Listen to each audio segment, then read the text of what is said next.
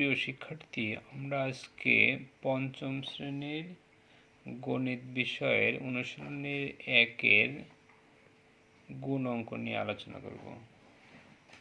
অনুশীলনী 1-এর গুণ রয়েছে 1 নম্বরে গুণ করো, যে এই গুণগুলো রয়েছে 2 নম্বরে গুণ করতে বলা হয়েছে, 3 নম্বরে সহজ পদ্ধতিতে গুণ, এটা আরও সহজ, 4 নম্বরে খালি ঘরে সংখ্যা বসানো এবং 5 নম্বরে একটা অঙ্ক রয়েছে, খুব সুন্দর একটা গুণ।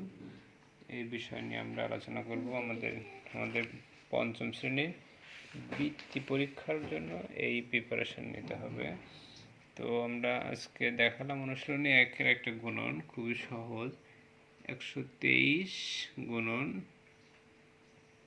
321, এটাকে সুন্দর করে গুণ করা হয়েছে, যার ফলাফল এসেছে 39,483।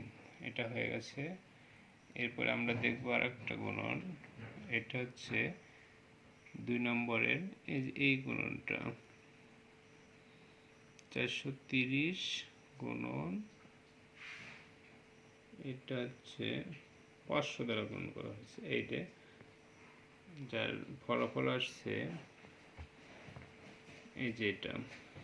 তো 3 নম্বরে আমাদের একটা গুণন আছে, সহজ গুণন, সহজ পদ্ধতিতে একটা গুণন, এই যে 999 গুণন 45, 999কে আমরা 1000 বিয়োগ 1 করলাম, এর সঙ্গে 45 গুণন রয়েছে, এই যে 1000 বিয়োগ 1, অর্থাৎ এখানে হলো 1000 গুণন 45 বিয়োগ 1 গুণন 45।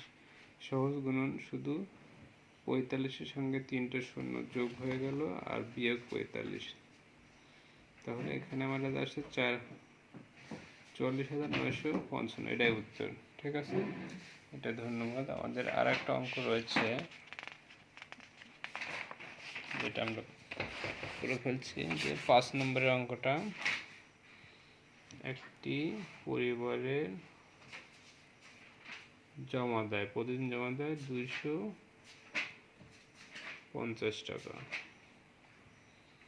তাহলে এরূপ 324টি পরিবারে জমা দিবে 250 গুণন 324 টাকা, তাহলে এটাকে গুণ করে আসবে আমাদের